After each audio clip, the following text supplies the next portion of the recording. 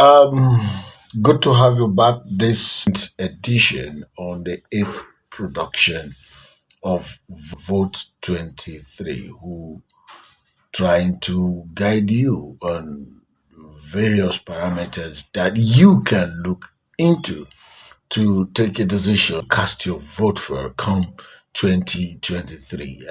Come 2023 in presidential election or in Nigeria. We are going to be treating education. What does the PDP candidate, what does the APC candidate, and what does the Labour Party candidate has in stock for Nigerians if elected as far as education is concerned?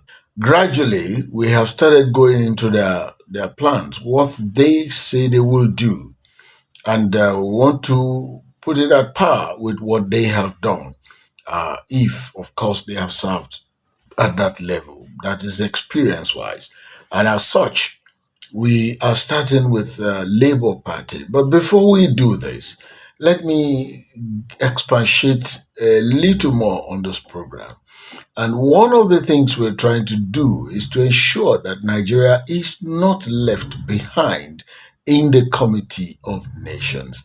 2023 is beyond Nigeria. We are looking at a situation where we are no longer a laughing stock in the Committee of Nations. And the truth remains that we cannot afford another recolonization by factors that are avoidable. So we are appealing to you to, beyond this program, do your own research as well to confirm some of the things that we have said or we will say, and then just oppose it with what you have discovered. Having said that too, we also want to let you know that we are not judging anybody. We are only exposing the facts that you don't have time to go and dig out, and which is very important, because how did we get to where we are should be a worry for everybody. And how are we not going to remain where we are and get better from where we are should be a source of strength to everybody. So, education is the bedrock of any responsible nation. But it's not just about education. We have the normal education, the four walls of the classroom. Then we have the industrially tailored education. We probably directly call it productive education system.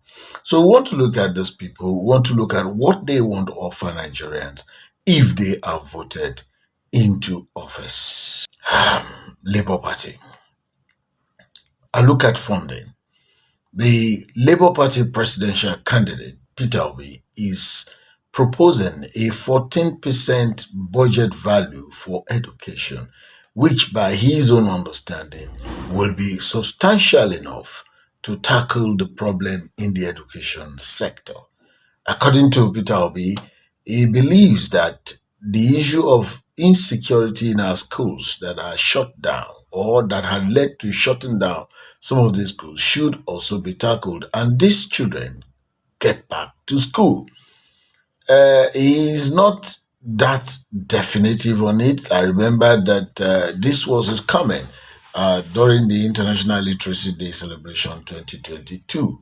And he also said he was going to sit with ASU to look at a way, to fashion a way to solve the problem of incessant strike by ASU. Away from that, Peter Obi too also believe that the out-of-school children in Nigeria population is very high, at least as released by UNICEF, and confirmed that Nigeria is probably ranking the first worst country in the world for now with out-of-school children, and that is quite barbaric. So the Labour Party intends to do that and look at it as a way of reviving education. In the absence of this Labour Party, Peter Obi didn't say anything on education that is beyond this. And while Peter Obi was governor in Anambra State, launched Education Rebate Plan, ERP, Education Rebate Plan, and that was designed to overhaul education entirely. Now, his party, Labour Party, believes that primary school education should be the responsibility of the federal government, while the state takes over secondary education. They also believe that there should be funding of research, even by private organizations. And Labour Party also believe that there is accumulated tax on education. I don't know what that really means, but they so indicated in their plan on education, and they want to start spending those education plan. They want to start spending the education plan. I mean, the education tax that accumulated over some time. They also believe that the girl education should be pursued and they should be tailored towards science and, of course, be made to participate more in science education. Aside that, I think they also want to do free education. That is part of the Labour plan. So on education, this is what we can capture from the Labour Party and the Labour Party candidate Peter Gregory Obi. Now let us go to Alhaji Bola Ahmed Tinubu of the APC, and then his plan for education is he wants to take funding to 25%. Bola Ahmed Tinubu wants to take funding to 25%. He believes that that will be enough to take care of all the problems in the education sector. When he was governor in Lagos State, he proposed a program that was supposed to give opportunity for people who were out of school, and then he believes also too that they should get back to school. So they are planning. They had a plan to mitigate that, and to what extent that was successful, we don't know. But there was a plan indeed towards that direction. So Alhaji Bola Ahmed Tinubu uh, also wants to give free education. That's their plan. They want to give education. They want to do total free education. And uh, well, the truth is, like when we hear Peter Obi speak and his party speak, we hear the party, the APC speaks, his spokesperson speaks, Tinubu does not speak on education directly, other than when he said he was going to give the funding to, he was going to move funding to 25% of the budgetary value. And by his understanding, that was going to go a long hog to solve the problem of education. So Alhaji Bola Ahmed Tinubu of the APC seems to disagree with his party. Party believes in 10% budgetary value, while Tinubu believes in 25% budgetary value to be dedicated to education. And of course, they want to reintroduce the 6334 education, the 6334 technical education scheme back, and they want to give free education up to the tertiary institution for women. That means free education primary, free education secondary school, then free education for women at tertiary level, not men, not guys.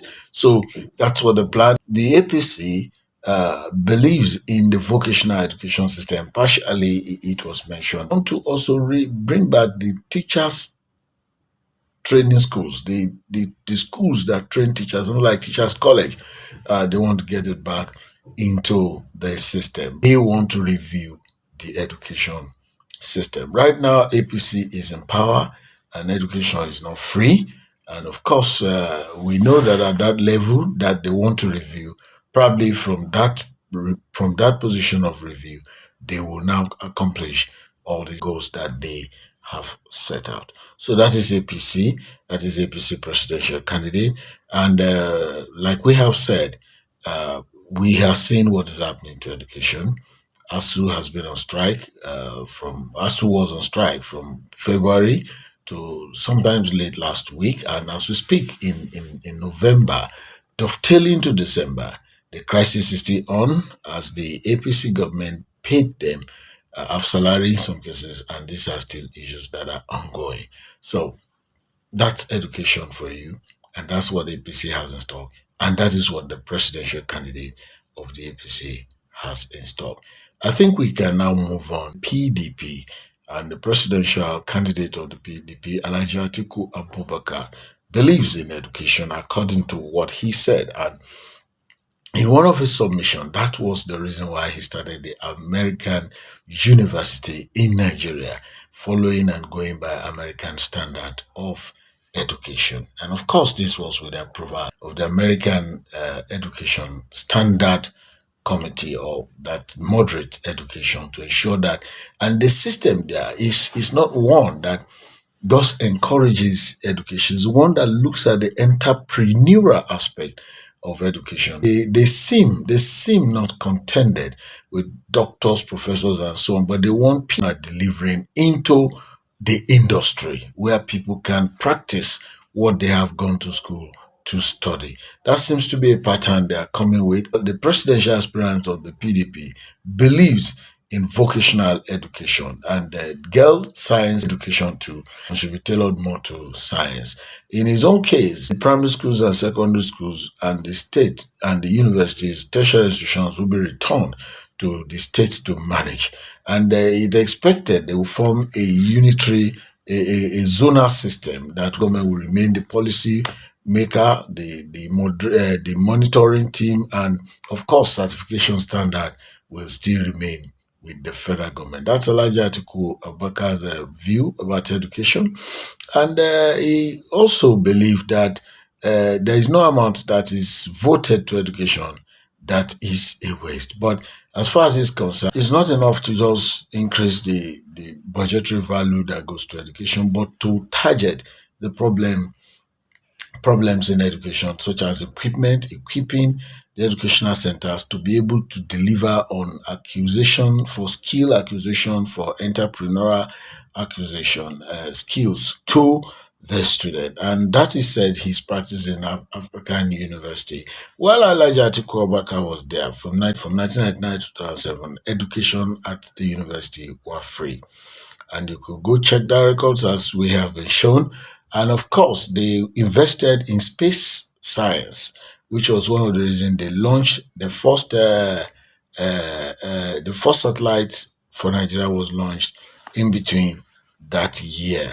They also have a very strong belief that the discussion should be reactionary. So you can check on that and probably try to see more points that Elijah Atiku had. When they were there too, they reintroduced the grant on education scholarship system into Nigerian education, and also believe in exchange programs on education.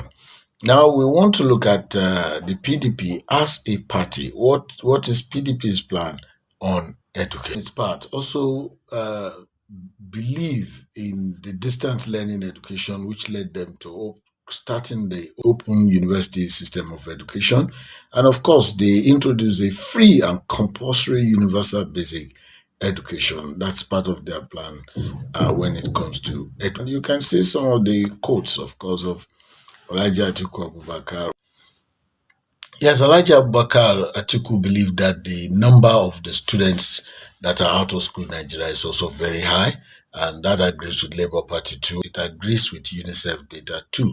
So he wants to take enrollment up to 90% and ensure that at least 82% of them graduates. And of course, when the PDP was in government, they gave all the tertiary education, federal universities, free education.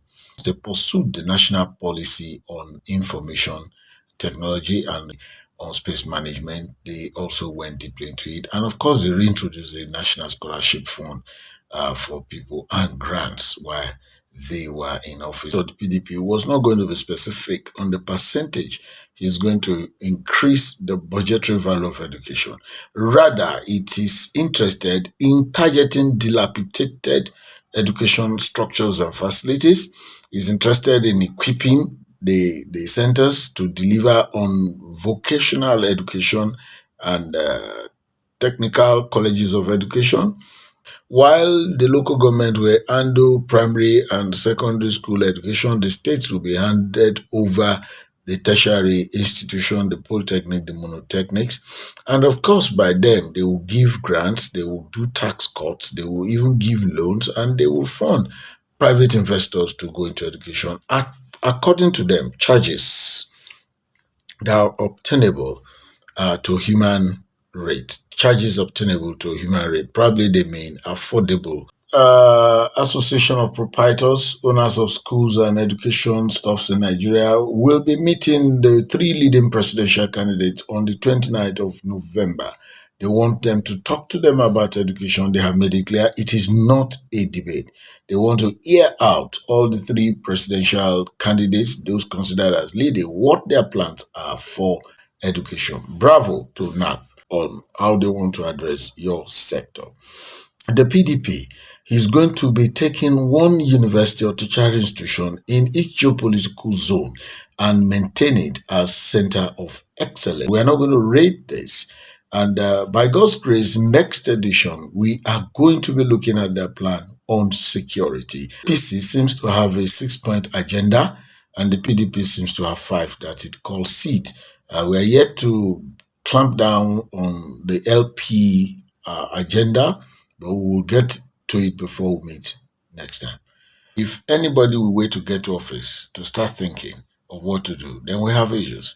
We should know the plans they have already because they live in this country, they relate in this country, and they must have understanding before offering themselves to run for an office. So the idea of we will, I'm coming to should not be acceptable to any serious-minded Nigerian because they need to hit the ground running once they come to office. 2023, like we said, is not a joke. We should completely avoid another recolonization. And let us be very blunt with you. Nigeria is strategic in the development of Africa and indeed the black nation and the world put together. Of Niger Delta State. Of Delta State. And then somebody is being applauded to want to become a governor or that will become a governor of Niger Delta State. Something is wrong somewhere. And we just have to face this fact. And I doubt, whatever you think, the truth is that we have to lay it bare and we have to face it. Because a refusal to face it, it will face us. We should have a serious government that can remove sex from mark, or people who buy things for lecturers to pass. Or education must be able to convert to industrial standard. We should have a situation where what people have studied in school, they can practice it, they can apply.